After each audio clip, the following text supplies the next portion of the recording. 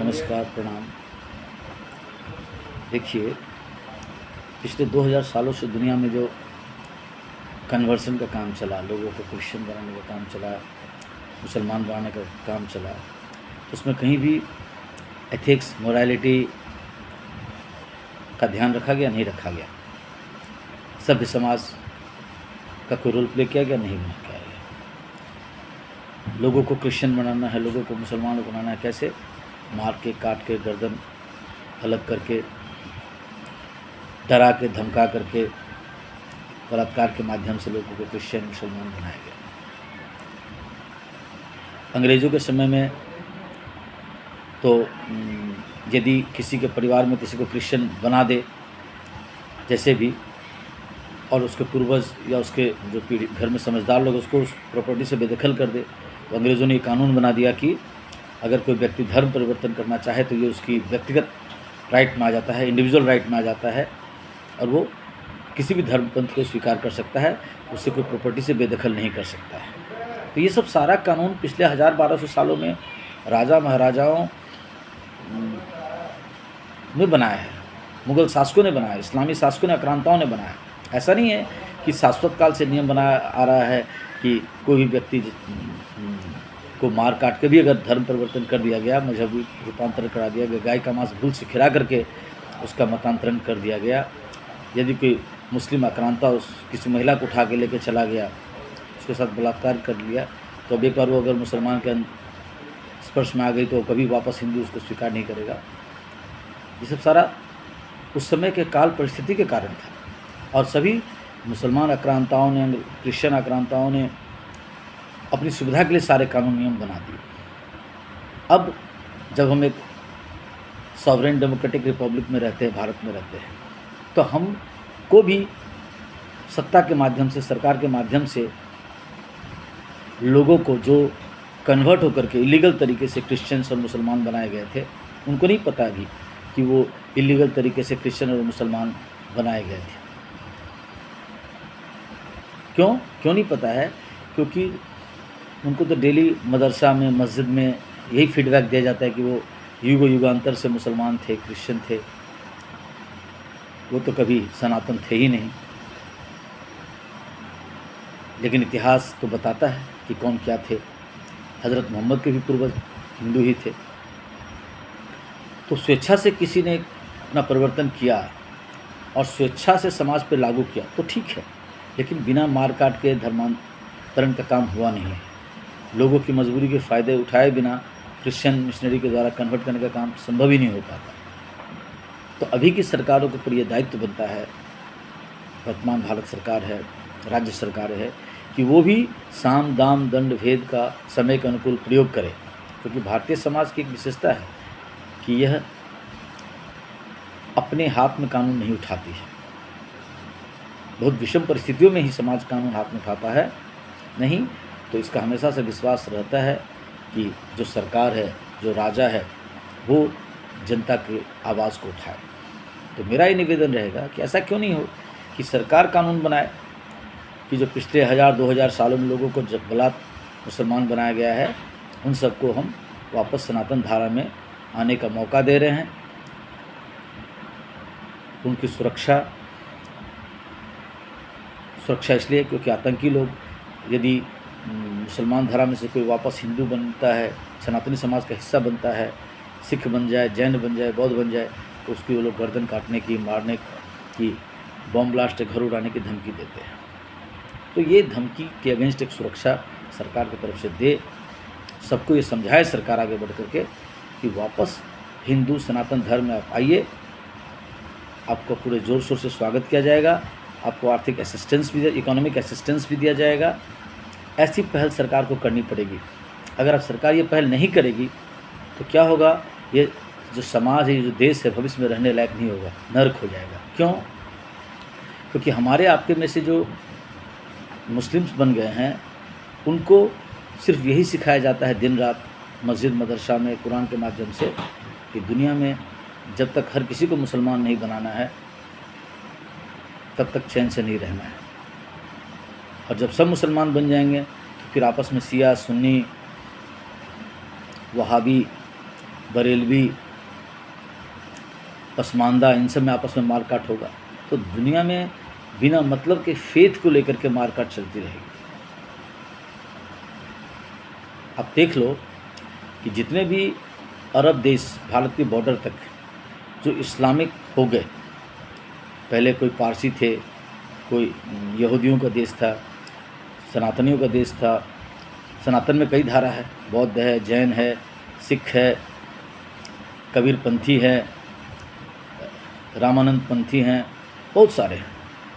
इन सब में तो पंथ का इतना टकराव नहीं है, और टकराव में वैचारिक टकराव है, हिंसात्मक टकराव तो नहीं है कि दिन रात एक दूसरे की गर्दन काटने में लगे हुए हैं।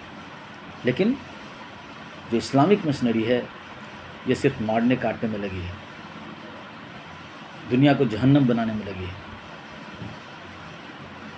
तो सरकार को पहल करना चाहिए आगे बढ़ करके कि ये एश्योरेंस दे कि देखिए, सरकार को बोलना पड़ेगा पब्लिकली, ओपनली, माइक से कि जो अभी मुसलमान हैं वो कभी हिंदू थे, सनातन परंपरा का हिस्सा थे, और आप वापस अपनी अपनी धारा में, अपनी अपनी जाति में, अपने अपने कुनबे में आइए। हम आपका स्वागत करते हैं, हम आपको सुरक्षा देंगे और हम आपको आर्थिक सहयोग भी देंगे। इस तरह से पूरे ज़ोर शोर से लगना पड़ेगा। ये नहीं कि कानून है, अरे कानून सब समय में के हिसाब से सूट करने के लिए अंग्रेज़ों ने कानून बनाया। इसलिए कानून बनाया कि दुनिया भर में कैसे लोगों को क्रिश्चियन बनाया जाए। एडॉप्शन ऑफ लैप्स, गोद निषेध प्रथा कानून अंग्रेज़ों ने क्यों बनाई? क्रिश्चियन मिशनरी फैलाती है कि भाई अनाथ बच्चों को गोद लो, लेकिन भारत में अंग्रेज़ों ने ये कानून क्यों बना दिया कि किसी को गोद, राजा महाराजा अगर किसी को गोद लेते वो नहीं, वो वैलिड नहीं होगा, इनवैलिड हो जाएगा। क्यों ये कानून बना दिया? क्योंकि किसी राजा का अगर अपना वंशज नहीं है तो कहीं दूसरे अपने मम्मियोत, पिशियोत, ममेरे, फुफेरे, मौसेरे या बहन के बच्चे इत्यादि को लेकर के, गोद लेकर के अपना अगला प्रतिनिधि न खड़ा कर ले। और यदि वंश दर वंश राजा रहेगा ही कोई, तो फिर उस राज्य का अंग्रेज़ों के अंदर अधिग्रहण कैसे संभव हो पाएगा? तो इसलिए ये सुविधा के हिसाब से सूट करने के लिए अंग्रेज़ों ने कानून बनाया। इस्लामी शासकों ने जजिया कर टैक्स लगा दिया कि अगर हम सभी हिंदुओं को मार तो गर्दन नहीं काट सकते हैं, तो दूसरा तरीका छल कपट का रास्ता अपनाए। कोई तीर्थ यात्रा जाएगा तो भाई जजिया कर देना पड़ेगा। और अमीर हिंदू जजिया कर देने के लिए भी तैयार हो गए, तो तीर्थ यात्रा के रास्ते में उनका धन भी लूट लेते थे, टैक्स भी लग गया और गर्दन काट देते थे। वंश का वंश खत्म कर दिया इस्लामी शासकों ने। इधर जजिया कर भी लेते थे। जैसे अभी क्या होता है, हमारे हिंदू समाज अगर कश्मीर घूमने जाता है, कोई नागालैंड घूमने जाता था पहले, तो उधर की क्रिश्चियन मिशनरी क्या करती थी, हिंदू लोगों को, इधर के बाकी अन्य भारतीयों को गाली देते थे। नागालैंड, मिजोरम के क्रिश्चियन टेररिस्ट सब अभी मणिपुर में क्या कर रहे हैं?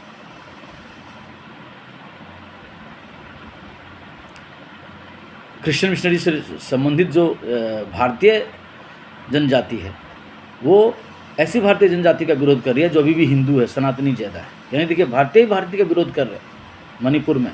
लेकिन कौन?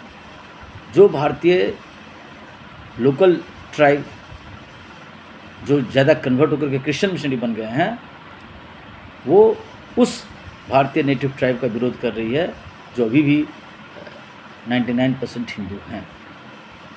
तो असली खेला है नॉर्थ ईस्ट में क्रिश्चियन मिशनरी वर्सेस अदर्स, और इधर जो नॉर्थ वेस्ट है, केरला है, इसमें इस्लामिक मिशनरी अपना खेल कर रही है। हर हाल में वो लोगों को मार के, काट के, पीट के मुसलमान बनाने पर लगी है, और बाकी सबको डरा के, भगा करके, जो जिसको नहीं मार पीट सकती उसको भगा दे रही है। तो हमारा खेल, हम यदि डेमोक्रेसी का, आदर्शों का, नियम कानून का इतना पालन करेंगे, नियम कानून को समय के हिसाब से बदलना पड़ेगा। किसी ने अपनी फ़ायदा के लिए, देखो इंग्लैंड ने दुनिया भर में नियम बनाया, उसी डेमोक्रेसी का डिसएडवांटेज अब उसको खुद मिलने लगा है। ब्रिटेन में दुनिया भर के भगोड़े जाके बस गए, मुस्लिम लोग भी बहुत जाके बस गए, और नेटिव ब्रिटेन के लोगों को बस शांति से रहना मुश्किल कर दिया गया है। ब्रिटेन से यहाँ तक रिपोर्ट आ रही है कि वहाँ हिंदू लोगों को इस्लामिक स्टूडेंट्स लोग जो होते हैं, मुस्लिम लोग जो होते हैं, वो डराते धमकाते हैं, ब्रेन वॉश करते रहते हैं कि मुसलमान बन जाओ, कलमा पढ़ लो, जीवन सेफ हो जाएगा।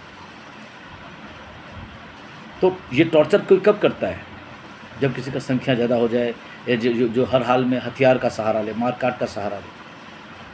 तो यही मेरा निवेदन है, सरकार सोचे, भारत सरकार हो, राज्य सरकार हो, ये डेयरिंग स्टेप लेना पड़ेगा कि किसी ने पिछले 1000-2000 सालों में हमारे लोगों को बलात्, छल कपट, साम दाम दंड भेद से मुसलमान बनाया है, क्रिश्चियन बनाया है। और मान लीजिए ये सब बनाने से दुनिया में अमन शांति आ जाती तो कोई बात नहीं था। पूरी दुनिया में भारत के हर हिस्से में जहर फैले हुए जहाँ मुस्लिम आबादी है, अगर वो 10% से ज़्यादा कहीं मुस्लिम आबादी है तो उस इलाके में क्राइम रेट ज़्यादा है, इलीगैलिटी ज़्यादा है, इमोरलिटी ज़्यादा है, देशद्रोही घटनाएं बहुत ज़्यादा होती है। तो काइंडली सरकार उसी साम दाम दंड भेद का प्रयोग करे और ओपनली अनाउंस करे कि लोगों को हम वापस हिंदू सनातन धारा में आने के लिए एश्योरेंस देते हैं, सिक्योरिटी लाइफ का, सिक्योरिटी प्रॉपर्टी का और इकोनॉमिक असिस्टेंस का भी ट्रेनिंग सहयोग एश्योरेंस देना पड़ेगा सरकार को। ये अभी वर्तमान सरकार को कृष्ण बन करके काम करना चाहिए। कृष्ण और राम दोनों ही भगवान विष्णु का अवतार हैं, लेकिन अभी हमें राम के आदर्शों पर नहीं चलना है, अभी हमें कृष्ण के आदर्शों पर चलना है। टिट फॉर टैट नीति से काम करनी है, तभी हम बचेंगे। क्योंकि हमारा बचना इसलिए ज़रूरी है सनातन धारा का, क्योंकि इसमें कोएग्जिस्टेंस है, इसमें सर्वाइवल ऑफ द फिटेस्ट का नहीं चलता है। सनातन धारा कहता है लिव एंड लेट लिव, जियो और जीने दो। सर्वाइवल ऑफ द फिटेस्ट पर हमारी मान्यता नहीं आधारित है। तो ये हाथ जोड़ कर निवेदन है कि सरकारें कूटनीति से के बल पर चले और पूरे ज़ोर शोर से जैसा मैंने निवेदन किया उस विषय पर सोचे समझे और आगे बढ़े। भारत माता की जय।